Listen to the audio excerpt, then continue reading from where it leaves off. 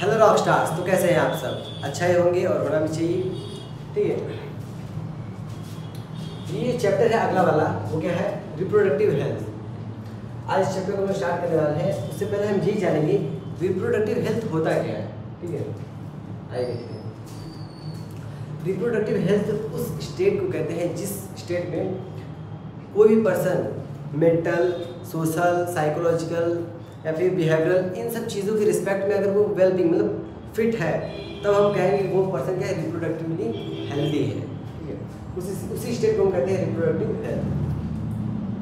अब स्टार्ट करेंगे reproductive health problems and strategy. इसमें बस reproductive health strategy and problem, इसमें बस इतना बताया गया है कि जो रिप्रोडक्टिव हेल्थ है उसको किस तरीके से मतलब उसको किस तरीके से इम्प्रूव किया जा सकता है, ठीक है। ठीक है, तो इसमें ये बताया गया है कि इंडिया है, India was the first country, ठीक है। इंडिया वो पहली कंट्री है जिसने सबसे पहले फैमिली प्लानिंग स्टार्ट की थी 1951 में, ठीक है। कहाँ गया? ये रहा, फैमिली प्लानिंग इनिशिएटेड इन 1951। इस फैमिली प्लानिंग का मतलब क्या गोल था कि जो एक सोसाइटी है, ठीक है, जो सोसाइटी है उसको रिप्रोडक्टिवली हेल्दी बनाने का एक प्रोग्राम था। आगे क्या है बाद में, ठीक है, ये फैमिली प्लानिंग था 1951 में स्टार्ट किया था। इसका गोल था कि एक हेल्दी रिप्रोडक्टिवली हेल्दी सोसाइटी करके क्रिएट किया जा सके, और इसी प्रोग्राम को आगे इम्प्रूव करते हुए उसका नाम चेंज करके RCH कर दिया गया, ठीक है, reproductive and child health care, ठीक है। वही क्या है? RCH। अब ये RCH है, इस जो ये प्रोग्राम है, इस प्रोग्राम के अगर हम अंदर देखें तो क्या आता है, इसमें जो भी मतलब कोई भी मतलब है पर्सन, जो RCH है, ठीक है, RCH प्रोग्राम का मतलब प्रोग्राम में किन चीज़ों को बताया गया है। इस प्रोग्राम का गोल ये था कि जितने भी मतलब कि यंग पीपल है उनको अवेयर कराना, ठीक है, मतलब सेक्स ऑर्गन के बारे में अवेयरनेस, ठीक है, एज ऑफ एडोलेसेंस, प्यूबर्टी, ठीक है, इन सब की एज के बारे में क्या उनको अवेयर कराना, ठीक है। और जैसे हो गया STDs हो गया, कॉन्ट्रासेप्शन हो गया, इन सब चीज़ों के बारे में अवेयरनेस, ठीक है, एजुकेशन, ये RCH प्रोग्राम। और RCH प्रोग्राम का भी ये मतलब था कि जो RCH प्रोग्राम के अंडर ही जो फैसिलिटीज़ थी, मेडिसिन फैसिलिटीज़, हॉस्पिटल की फैसिलिटीज़, इन चीज़ों को इम्प्रूव किया गया बहुत ज़्यादा, ठीक है। और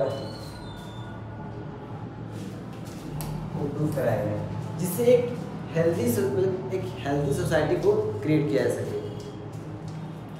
अब ये RCH प्रोग्राम तो ये अवेयरनेस के लिए ये तो ठीक है कि अवेयरनेस करा दिया गया इन चीज़ों के लिए, लेकिन वो किस तरीके से कराया गया, उसके लिए क्या क्या स्टेप्स लिए गए, ठीक है, गवर्नमेंट ने क्या क्या स्टेप लिया उसके लिए। Through the help of audio visual and print media, जैसे मीडिया हो गया, ठीक है। अब ऑडियो विजुअल मतलब जैसे रेडियो हो गया, तो ये क्या ऑडियो विजुअल है, तो इन सब के थ्रू एड्स वगैरह ये सब कराना, ये क्या है, गवर्नमेंट ने स्टेप उठाया। और even family members close relation and evolve in the awareness, ठीक है। और ये सब अवेयरनेस जो है और कौन कौन दे सकते हैं, जैसे कि फैमिली मेंबर्स, कोई फ्रेंड्स हैं, एडल्ट फ्रेंड जो रिस्पॉन्सिबल है, टीचर्स हो गए, ये लोग क्या कर सकते हैं, अवेयरनेस करा सकते हैं स्टूडेंट्स को। Sex education was introduced in school to provide awareness, school में भी इसका क्या कर सकते हैं, सेक्स एजुकेशन प्रोवाइड करा सकते हैं। Proper information about reproductive organs, adolescence age, adolescence and related change, मतलब एडोलेसेंस एज में क्या क्या बॉडी में चेंज होती है, फिजिकल चेंज क्या क्या होता है, उन सब चीज़ों के बारे में। सेफ हाइजीनिक, ठीक है, sexual practice, sexual transmitted disease AIDS, ठीक है, इन सब के बारे में अवेयर कराना।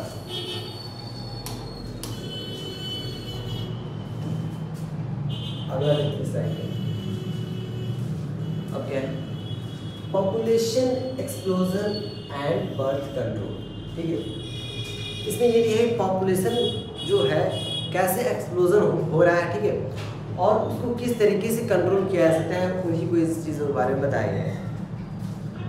अब जो पॉपुलेशन एक्सप्लोजन है वो एक्सप्लोजन क्यों होगा, जैसे हम आरसीएच प्रोग्राम, इसका मेन रीज़न तो है आरसीएच प्रोग्राम, ठीक है, क्योंकि आरसीएच प्रोग्राम में हेल्थ फैसिलिटीज़ मतलब हॉस्पिटल की जो फैसिलिटीज़ है, मेडिसिन है, इन सब चीज़ों को बहुत ज़्यादा इम्प्रूव किया गया, जिससे डेथ रेट कम होने लगी, ठीक है। अब डेथ रेट में जैसे IMR हो गया, ठीक है, और MMR हो गया, मदर मोर्टेलिटी रेट और इन्फेंट मोर्टेलिटी रेट, ये सब क्या होंगे, डिक्रीज़ होने लगे। अब डिक्रीज़ होने मतलब डेथ कम हो रही है, तो जाहिर सी बात है पॉपुलेशन क्या होगी, बढ़ेगी, ठीक है। इधर एक मेन ये भी रीज़न है आरसीएच का, क्या improve quality of people, quality of life of people, improve quality of life of people, increased health facilities and better living condition, had an explosive impact of explosion, ठीक है, impact on explosion of population, मतलब जो health facilities है वो क्या improve कर दी है, ठीक है, और बेटर लिविंग कंडीशन प्रोवाइड कराने लगे, जिससे क्या हो गया, पॉपुलेशन में इंक्रीज होने लगा। Okay, rapid decline in death rate, death rate because MMR मतलब मैटरनल यानी कि मदर, ठीक है, मोर्टेलिटी रेट मतलब होता है डेथ रेट, ठीक है। अब इन्फेंट मोर्टेलिटी रेट मतलब MMR और IMR, इनके डिक्रीज होने से भी क्या होगा, पॉपुलेशन एक्सप्लोजन कर गया। अब डिक्रीज क्यों हुआ, क्योंकि हेल्थ फैसिलिटीज़ पहले हेल्थ फैसिलिटीज़ उतनी सही नहीं थी, हॉस्पिटल में उतनी अच्छी फैसिलिटी नहीं थी, जिसकी वजह से जो चाइल्ड बेबीज़ थे उनका डेथ बहुत ज़्यादा होता था और मदर का भी डेथ हो जाता था, तो वो सब डेथ क्या हो गया, कम होने लगा, जिसकी वजह से population explosion. Population of reproductive age is the main reason of population explosion. जो रिप्रोडक्टिव एज ग्रुप्स हैं, ठीक है, रिप्रोडक्टिव एज जैसे कह सकते हैं, जैसे 18-19 ईयर की जो वो है पीपल, इनका भी क्या हो गया, ये लोग का ग्रोथ कह सकते हैं, इस एज के पीपल्स मतलब रिप्रोडक्टिव एज ग्रुप के जो पीपल्स हैं वो उनकी क्या होगा, जब उनकी पॉपुलेशन ज़्यादा है तो वो क्या, वो रिप्रोड्यूस करेंगे, मतलब वो भी बेबी प्रोड्यूस करेंगे, तो क्या हो गया, पॉपुलेशन तो एक्सप्लोजन करेगा ना। अब क्या क्या स्टेप्स थे बर्थ कंट्रोल करने के लिए, मतलब पॉपुलेशन एक्सप्लोजन ना हो, बर्थ कंट्रोल में हो, उसके लिए क्या क्या स्टेप्स लिए गए। पहला क्या है, यूजिंग वेरियस कॉन्ट्रासेप्टिव मेथड, ठीक है, educating people about the demerits of large family, मतलब लार्ज फैमिली है तो उसके क्या क्या डीमेरिट्स हैं, क्या क्या नुकसान है, ठीक है, तो इन चीज़ों के बारे में क्या करना, एजुकेट करना। इंक्रीज द मैरिजेबल, ठीक है, marriageable age of female and male, मतलब जो मेल और फीमेल है उनका एज क्या होगा, बढ़ा देना, क्योंकि इस एज में वो मैरिज, मतलब अगर जैसे कि 18 है तो 18 से पहले मैरिज नहीं कर सकते, 18 के बाद ही कर सकते हैं, तो क्या उनका जो एज है मैरिजेबल एज उसको क्या इंक्रीज कर देना। Provide incentive of parent having 1 और 2 चाइल्ड, मतलब क्या प्रोवाइड करना है, की बात बताना कि 1 और 2 चाइल्ड क्या होते हैं, बेस्ट होते हैं, मतलब फैमिली के लिए भी, और बड़ी फैमिली क्या होता है वो अफोर्डेबल नहीं होता है, ठीक है, सबके लिए, तो 1 या 2 चाइल्ड ही काफ़ी है, सही है। अब हम कॉन्ट्रासेप्टिव मेथड के बारे में पढ़ेंगे, ठीक है। पहले हम ये बताते हैं,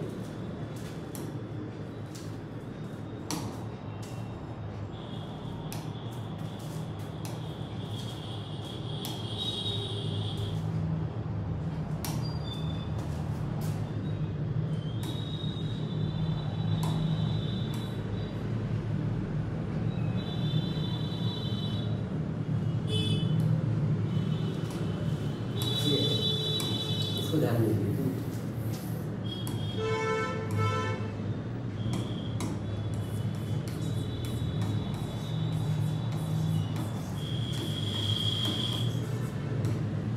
contraceptive method.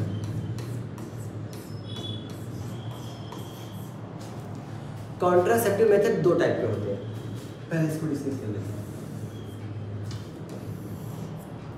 Contraceptive method, contraceptive method पहला क्या होता है, नेचुरल, ठीक है। पहला होता है नेचुरल मेथड,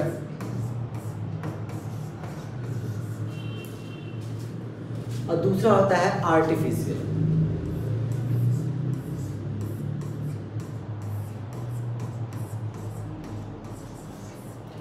नेचुरल मेथड और दूसरा क्या है आर्टिफिशियल मेथड। अगर नेचुरल मेथड की बात करें, इसमें 3 आते हैं। पहला होता है क्वाइटस इंटरप्टस, ठीक है, क्वाइटस इंटरप्टस।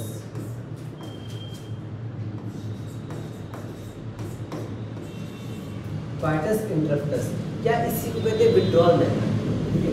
और दूसरा क्या है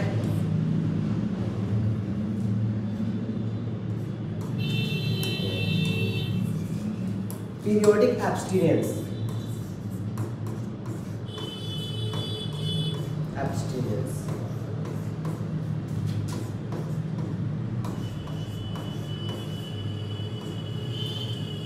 ठीक है, पीरियोडिक एब्स्टिनेंस। और थर्ड क्या है लैक्टेशनल एमिनोरिया।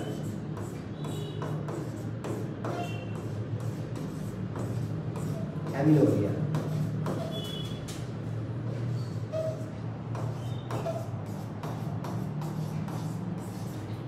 ठीक है। तो नेचुरल मेथड के coitus interruptus, periodic abstinence, lactational amenorrhea. और इसमें देखते क्या है,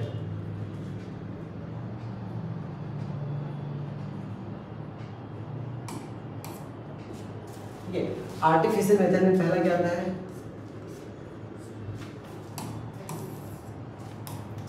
बैरियर मेथड,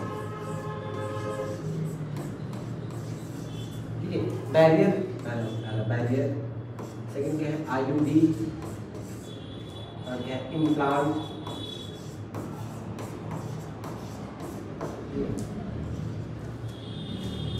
सर्जिकल मेथड,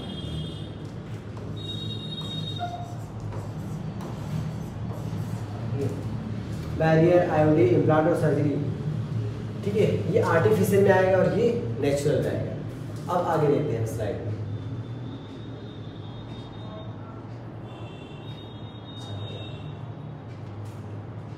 देखते हैं क्या है an ideal contraceptive should be. अब आइडियल कॉन्ट्रासेप्टिव का मतलब ये है जो हमें जिसको फ्रेंडली यूज़ कर सकते हैं, आसानी से अवेलेबल हो, लो कॉस्ट में हो, ठीक है, बहुत ज़्यादा उसकी प्राइस कॉस्ट भी ना हो, ठीक है। इसे हम कहेंगे जो रिवर्सिबल हो, मतलब उसको क्या कहते हैं ऐसा है कि हम तो यूज़ करने के बाद ऐसा हो कि हम दोबारा फिर दूसरी बार यूज़ कर सकते हैं, ऐसा नहीं कि एक बार यूज़ कर लिए दोबारा नहीं कर सकते, और जिसकी कम साइड इफेक्ट होती है। तो आइडियल कॉन्ट्रासेप्टिव का मेन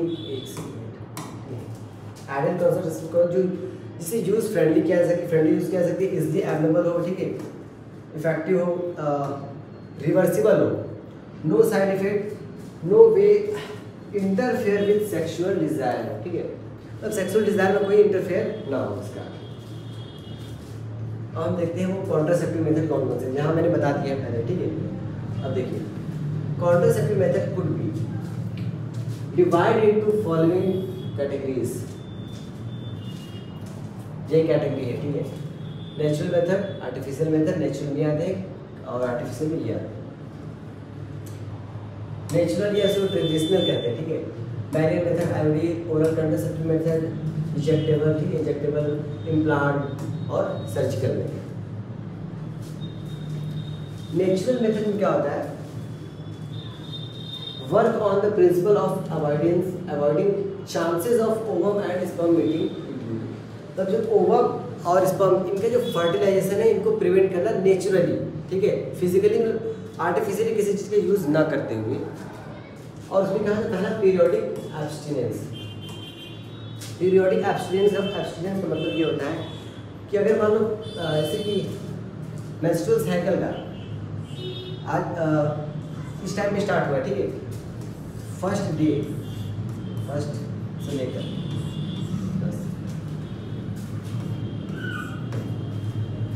जब से मेंस्ट्रुअल साइकिल स्टार्ट हुआ, ठीक है, आज जैसे कि स्टार्ट हुआ उसकी 10 से 17 में 10 to 17 ये जो एज होता है, मतलब ये जो डे होता है, इसे कहते हैं फर्टाइल पीरियड।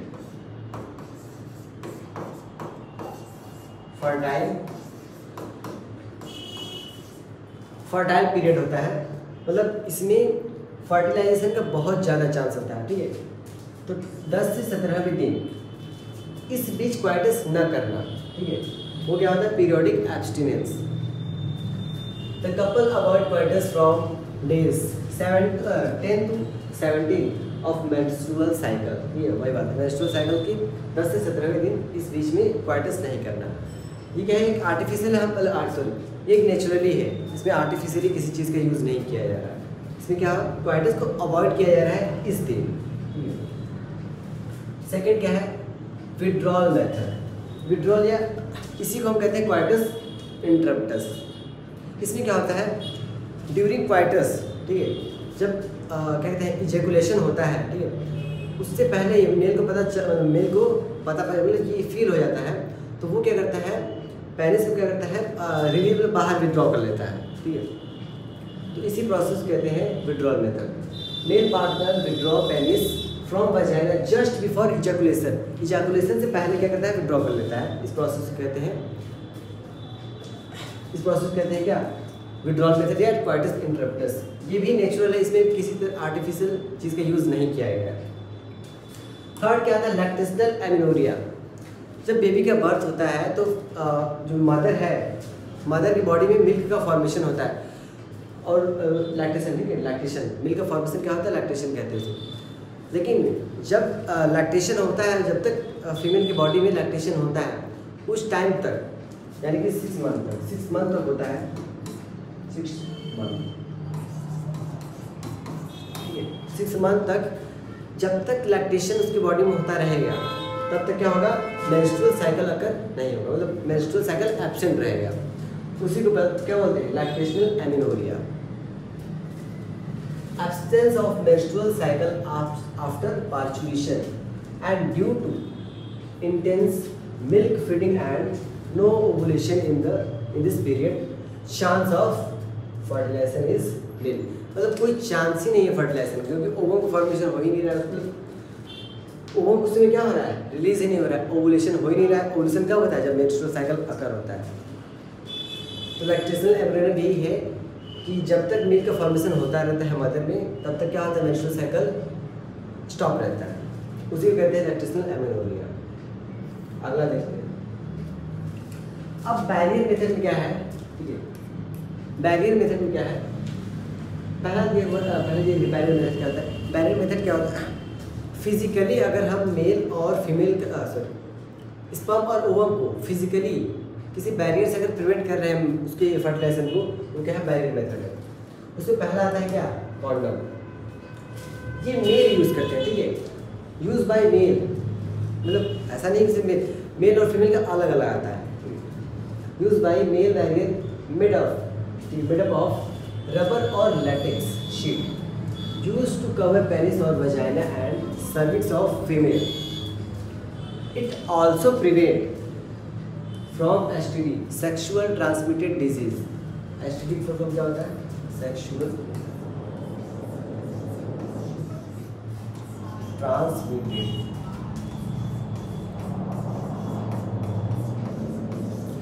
Transmitted disease. ये फर्टिलाइजेशन को तो प्रिवेंट करता ही है, साथ में STD को भी प्रिवेंट करता है। ये क्या है, मेल कॉन्डम, और ये क्या है, फीमेल। ये मेल कॉन्डम होता है और ये फीमेल कॉन्डम।